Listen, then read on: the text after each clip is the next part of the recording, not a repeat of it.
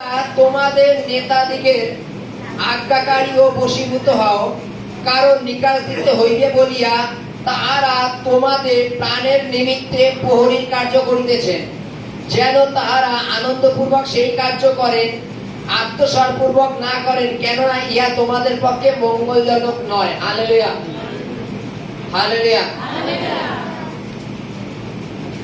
আচ্ছা, নেতা কথার অর্থ কি? আমরা মনে করি যারা ভোটে দাঁড়ায় তারাই শুধু নেতা। হালেলুয়া। যারা ভোটে দাঁড়ায় তারাই নেতা? তোমাদের উপরে যে নিযুক্ত আছে তাকেই নেতা বলা হয়। মানো, যেমন উদাহরণ, এই যে শতপতি, সহস্রপতি, শতপতি নেতা উনি, সহস্রপতি নেতা উনি। এমন না যে শুধু ভোটে দাঁড়ালেই তুমি নেতা হবা। বুঝেছি? এখানে কি বলছে? এই নেতাদের আজ্ঞাকারী ও বশীভূত হও। এক কথায় বলে, তোমার উপরে যিনি নিযুক্ত আছেন তার বশীভূত হও, তার আজ্ঞাকারী হও। এবার যে তোমার উপরে নিযুক্ত আছেন, কেন নিযুক্ত আছেন? হালেলুয়া। এই কারণে নিযুক্ত আছেন, তুমি যে পাপের জন্য নরকে চলে যাও আর সেই রক্তের দায় যে সেই নেতা হয়, এটা নয়। হালেলুয়া। তুমি নরকে চলে যাও আর সেই রক্তের দায় তোমার সেই নেতার উপরে আসবে, যার জন্য এই নেতারা প্রহরীর কাজ করে। প্রহরী কথার অর্থ বুঝি আমরা? এক কথায় সিকিউরিটি, নাইট গার্ড বলা হয় যাকে, তাই তো নাকি? দারওয়ান বলা হয়, হোমগার্ড বলা হয়, যাই বলো না কেন। এরা কন্টিনিউ তোমাকে পাহারা দিয়ে বা দেখে শুনে রাখছে। কেন? যে তোমার যদি কোনো ক্ষতি হয় তার হিসাব আমার মালিককে দিতে হবে, তাই তো নাকি? কোন এক বিল্ডিং এ একটা সিকিউরিটি আছে, সেই সিকিউরিটিতে কয়েকটা বাচ্চা কাচ্চা খেলাধুলা করছে। সেই বাচ্চা কাচ্চা খেলাধুলা করছে, সে সিকিউরিটির সাথে সাথে যে বাচ্চাগুলোকেও কিন্তু চারিদিকে ফলো রাখছে, যে কোন বাচ্চা জঙ্গলে চলে গেল, কোন বাচ্চা কি করছে, মারামারি করছে কিনা। যদি ইনকেস মারামারি করে, সেই মারামারি যদি সেই সিকিউরিটি না থামিয়ে দেয়, তাহলে তার সেই বাচ্চার বাবা এসে সিকিউরিটিকে বলবে, তুমি কি করছিলে এখানে? তুমি কি করছিলা? দেখছিলে যে বাচ্চা কাচ্চা মারামারি করছিল, তুমি তাদের আলাদা করে দাও নি কেন? এক কথা যাকে বলা হয় নিকাশ দিতে হওয়া। হালেলুয়া। বুঝেছি? তার নিকাশ দিতে হবে, তাই তো নাকি? বাইবেলে বলছে, তোমার উপরে যারা নেতা আছে তারা তোমাদের উপরে এই রাত্রি জাগরণ করছে, তোমাদের পাহারা দিচ্ছে, তোমাদের চেতনা দিচ্ছে। হালেলুয়া। বলো, তার কাজ তো, বলো চেতনা দেওয়া তো তার কাজ, সে কেন দেবে না? তাই তো নাকি? বাইবেলে কি বলেছে এখানে? দেখো লাইনটা। হালেলুয়া। প্রহরী কার্য করতেছে, যেন তাহারা আনন্দপূর্বক সেই কার্য করেন। হালেলুয়া। উপরে লাইনে, কারণ নিকাশ দিতে হইবে বলিয়া তাহারা প্রাণের নিমিত্তে প্রহরী কাজ করছে। নিকাশ দিতে হবে মানে হিসাব দিতে হবে। এবার তোমার উপরে যারা প্রহরী আছে, তোমার উপরে যারা নেতা আছে, তারা তোমাকে সিকিউরিটি এই কারণে দিচ্ছেন, কেন? তার হিসাব দিতে হবে। কোথায়? তার মালিকের ঘরে। তার মালিকের ঘরে তার হিসাব দিতে হবে। এখানে কি বলছে?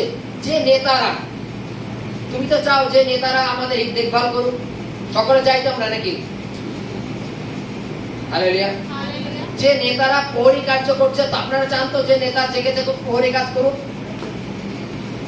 কিন্তু সবার প্রথম লাইনে লেখা আছে, নেতাদের আজ্ঞাবহ হও, তাদের বশীভূত হয়। এটা কি আমরা হই?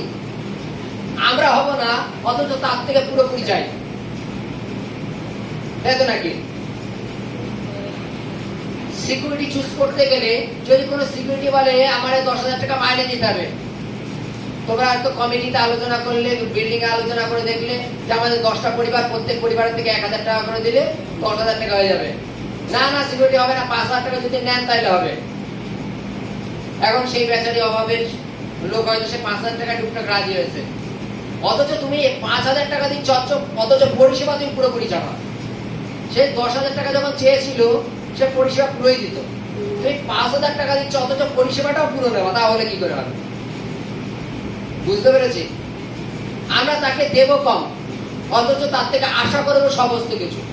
আমরা নেতাদের সম্মান করব না, অথচ নেতাদের থেকে সমস্ত কিছু আশা করব। এটা কি করে হয়? আমরা নেতাদের কিছু দেব না, আমরা অথচ তার থেকে আশা করবো। কথায় কথায় বলবো, ঈশ্বর তোকে প্রহরী হিসেবে নিযুক্ত করেছে, তুই কেন করবি না? তাই তো নাকি? যখন কোনো প্রহরী কাজ করছে না, তখন তুমি আঙুল তুলে বলবা, এই মালিককে বলে দেবো তোকে প্রহরী হিসাবে নিযুক্ত করেছে, তুই প্রহরীর কাজ ঠিক মতো করছিস না।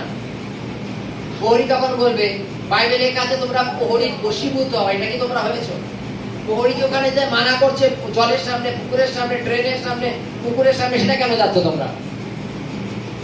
যদি কখনো দেখো যে তোমরা 2-3টে কুকুর মারামারি করছে, তোমরা সামনে যাবা না।